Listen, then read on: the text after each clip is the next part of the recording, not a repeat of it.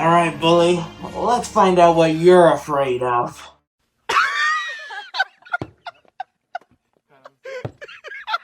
Why are you laughing like that? I'm the guy in charge here. I am really gonna enjoy this. What are you talking about? This is mine. Oh! See you, chump. Pizza time. Wanna cry? This isn't impossible! How are you this powerful? In my dream, I'm Spiderman. Hey guys, thanks so much for clicking on this video. My name is Fredward Krueger. Thank you so much to everybody in the comment section who suggested that costume for today's Spook Your Mama side flick. And what we're going to be talking about here today concerning all the movie news, we got a nightmare of a situation on our hands because we got updates concerning the live-action Barbie movie, the villain cast for the Batgirl movie, a whole lot of Spider-Man No Way Home details coming out about where Spider-Man gets his black and gold suit, Tom Holland teasing a fourth mysterious character, only having Sinister 5 instead of the Sinister 6. That along with so much more. So many of you guys give me your opinions down below, and because heck, we're in the spirit. Tell me a nightmare you've had, alright? I don't care how weird it gets. I like it. I once had a dream that a leprechaun bit me in the nair area. It felt so real. Let's get on to the movie news. Alright, so the first thing we're going to slash our way into here today, guys, is the upcoming live-action Barbie movie. Now, some of y'all might have heard me talk about this before. There is a live-action Barbie movie in the works with Margot Robbie set to play Barbie. I think that's pretty good casting if you ask me. And well, we just got some other great casting because they just announced who will be playing the Ken to Margot Robbie's Barbie. Now, obviously, in your mind, you got to think Hollywood hottie, and boy did they choose one. It's being reported right now that Ryan Gosling is set to play Ken in the live-action Barbie movie next to Margot Robbie. And just like with the Margot Robbie choice as Barbie, I think Ryan Gosling is perfect to play Ken. Now, I know I still get a ton of people who bag on this Barbie movie up and coming, but let me tell y'all, it's probably gonna blow us all away and probably be one of the best toy to movie adaptations ever. And I don't even say that because of the talent involved like Margot Robbie or Ryan Gosling. I say that because of the director and writer this movie has, Greta Gerwig. This director and writer has some great hits behind her like Lady Bird, 21st Century Woman, Little Woman. All films I think are super well done, I highly respect, and are always somehow ended up being nominated for Oscars. There's a real possibility out there we'll eventually see a Barbie movie nominated for an Oscar with this talent behind it. So this movie definitely has my curiosity. I'm gonna want to check this one out, but I want to hear from you guys. Would you be checking out the live-action Barbie movie with Margot Robbie and Ryan Gosling Ken? And since we are in the Spook Your Mama month, it wouldn't be a side flick unless we throw in one horror news story in there. And well, let's talk about the Final Destination reboot. Now, if you guys didn't know, there is a Final Destination reboot that had been in the works. Heck, it was even set to go into production before the pandemic hit and slowed everything down. The last couple things that we were hearing about this Final Destination reboot is that one, it would be a reboot, kind of starting fresh and reinventing the Final Destination name to where I think the last couple sequels got a little corny and dumb. Did we not forget one of the deaths, including a guy getting his organs sucked through his butthole? Now that's a nightmare I wish I created. Other details that we heard is that it was going to be written by a couple of people who worked on the Saw movies, Patrick Melton and Marcus Dunstan. The movie would also be set in the world of first responders, with us imagining some sort of situation that involved EMTs, firefighters, police officers, all being in the same location when some tragedy hits. Well, it looks like that idea just was not good enough, because now it's being said here that those writers are not returning, and instead they're going to get Laurie Evans Taylor to write the new script for Final Destination. And oh man, that's kind of sad, but maybe they're doing this for a reason, and it shows you that the studio actually cares to make Final Destination actually scary and frightful again. Because like I said, the movies just eventually became a gore fest with just some really silly, weird ways to die. But now we'll see what happens. I know the comment I get all the time is people want it to be set on a cruise ship.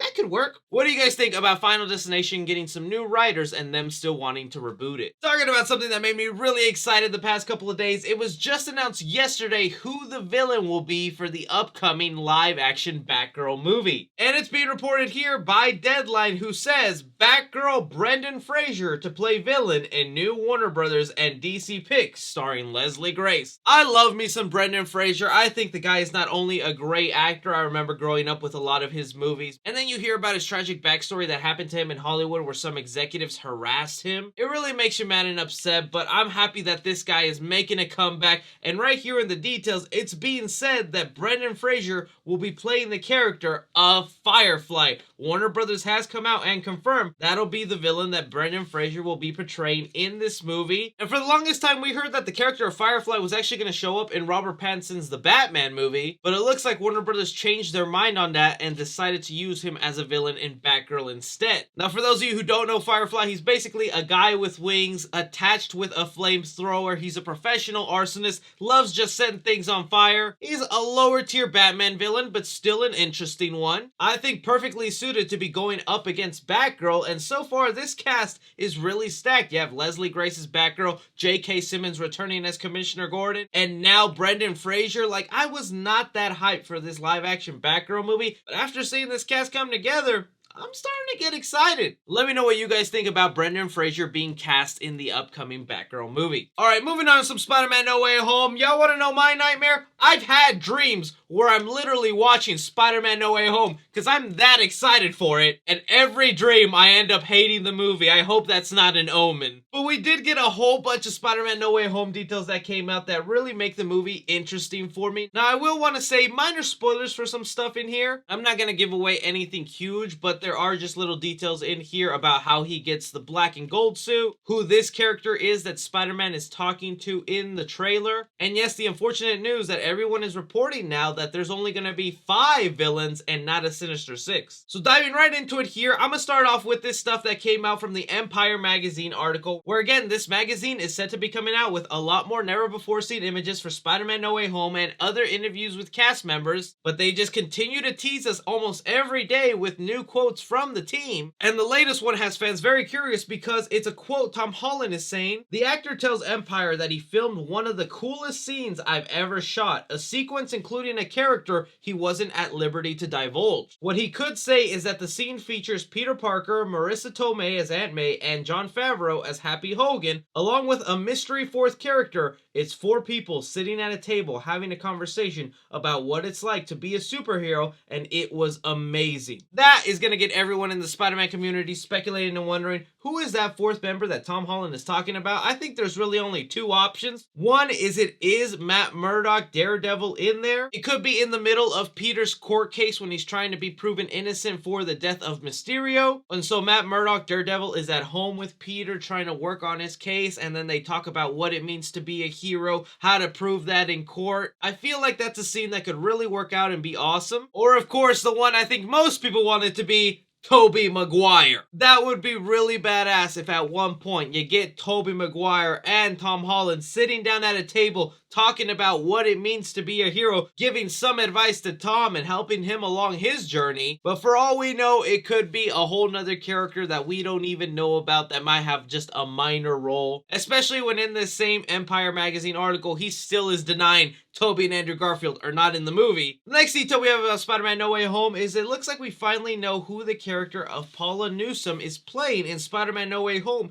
and that's the woman that Peter is talking to in the Spider-Man No Way Home trailer on the bridge where Dr. Octopus appears. Now, everybody had many theories to this. Some people thinking it could be Miles Morales' mom, others believing it could be the mom of MJ, but according from this article from One Take News that has become a reliable source and other sources have backed up this article, is that they say here that Paula Newman will be playing an MIT administrator in the film. Peter, MJ, and Ned apply to MIT, were denied admission because of all the negative attention from Mysterio revealing Peter's identity in Spider-Man Far From Home. After the spell Doctor Strange attempted to make everyone forget about Peter's secret identity failed, Peter decided to try and find Newsome's character and change the mind of her and other MIT staff. Now that is an interesting little tidbit for Spider-Man No Way Home, that at some point Peter is just trying to help his friends get into college, because I feel like they obviously meet the academic requirements to get into MIT, but the fact that they're associated to Spider-Man makes it so that they are denied access. It sucks, but it's also nice to see Spider-Man dealing with some consequences because of his secret identity and who he is as Spider-Man. I think that's what's really been missing out of Tom Holland's Spider-Man for me, is just his lack of consequences and him not really struggling on that much. So if this turns out to be true, I like this detail about Spider-Man No Way Home. Another detail we have here before we get to the Sinister 5 comes to us from my arch YouTube rival, the Cosmic Wonder, Oh, that's a boy I'm gonna give nightmares to. But Warren over at Cosmic Wonder went ahead and published an article on his website talking about a new detail involving Spider-Man No Way Home, specifically how he gets the black and gold suit that we're all wondering what's up with that. And again, other sources have backed this up, so I actually tend to believe Warren on this one, is that in the movie, there's gonna be a sequence where Tom Holland's Spider-Man is stopping a mugger, aka his real-life brother, Harry Holland, and when Spider-Man stops this mugger, there's going to be another New York citizen who comes up to Spider-Man and splashes him with some green paint because that citizen believes Mysterio was wrongfully killed at the hands of Spider-Man. From there, Spider-Man will run away from an angry crowd, and to disguise himself and get rid of all this green paint, he decides to turn his suit inside out, which does basically confirm the theory a lot of us fans had, is that Spider-Man's suit is just the reverse of his regular red and black suit. I have two thoughts about this. One, I do think it is a clever way to introduce a new suit into the movie, so you could also make new merchandise like little Funko Pops like I have right here and other toys. But also at the same time, it also feels like a lazy way to introduce a new suit, especially when all the promo art we've been seeing shows that this black and gold Spider-Man suit has some sort of Doctor Strange ability, which now, if this is true about how Spider-Man gets the suit, it looks like all those abilities will be coming from these magical web shooters that Doctor Strange gives them. But really, look, at the end of the day, I only care if Spider-Man is wearing his red and black suit in the final battle, standing with Tobey Maguire and Andrew Garfield. That's what I care the most about. How are you guys feeling about this? Is how Tom Holland gets the black and gold suit. And let's talk about now the little bombshell that dropped concerning Spider-Man No Way Home, where instead of us getting the Sinister Six that we've all been hearing, we're getting the Fergalicious Five. Look, Sinister 5 don't have the same ring to it. We need a new word for the Fergalicious 5. Fanatical 5? The Fendi 5? Frenemies 5? Faux show gonna whoop yo butt 5? Yeah, I could go on. But out of nowhere yesterday, basically all the big scoopers who have been telling us information about Spider-Man No Way Home for the past couple of months that have been proven right are all now coming out and saying that the sixth member of the Sinister Six will for sure not be Rhino, played by Paul Giamatti, like we had originally thought. We thought there would be 3 members from Sam Raimi's universe and 3 members from Andrew Garfield's universe. Now, I actually never believed that Rhino would be part of the movie, just because, one, we never saw any hints to that, any leaked promotional art to that. But I do think maybe they did plan to have Rhino as one of the villains, and for some reason they couldn't get Paul Giamatti to come back as Rhino, so they were like, I guess we're just the Sinister 5 now. But me as a Spider-Man fan does not want to believe it right there. I know the confirmed list right now that we have of these Fergalicious 5 villains are Green Goblin, Sandman, Electro, Dr. Octopus, and the Lizard. Marvel and Sony, you're literally so close to it. Why would you not include one more villain in here? Which is why I'm going to say I do believe that the trailers and marketing will show off these 5 villains that I mentioned and kind of boast them up, and the 6th member will probably be a secret that we should watch in the movie. I think they can't mess up the Sinister Six. They have to have a 6th villain, but the question is, who is going to be that 6th villain, you know? We've all had our theories if it's going to be Ned turned into Hobgoblin. Will it actually be Scorpion, because he's been teased all throughout the Spider-Man trilogy with Tom Holland? Is it actually Mysterio back to life, or a hologram version of him? Or, and I'm going to put my hand down when I'm done with the spoilers for Venom Let There Be Carnage, okay? Could it be Venom himself? Because we saw in the post-credits scene that Venom eventually will meet Spider-Man. I don't think so. I feel like they're still going to save that for its own solo movie, and it'd be weird to have Venom part of the Sinister Six. If I had to pick anybody, I am going to go with Scorpion. I feel like that makes the most sense, but also feels like the most anticlimactic, because it's like, oh, Scorpion, the guy you've teased for a couple of movies now. He finishes out the Sinister Six. What a big surprise! So that's the only thing holding me back on that, but I need to know from you guys, what do you think about Sony and Marvel possibly just doing 5 villains instead of the Sinister Six? But that is all the movie news we currently have going on right now, guys. I want to thank you so much for taking time out of your day to watch this video and see me be a little silly with my Freddy Krueger outfit. Don't forget to like and subscribe. Follow me on Twitter at 3C Film Review or on TikTok at 3C Films. But as always, I'm Chris. Take care.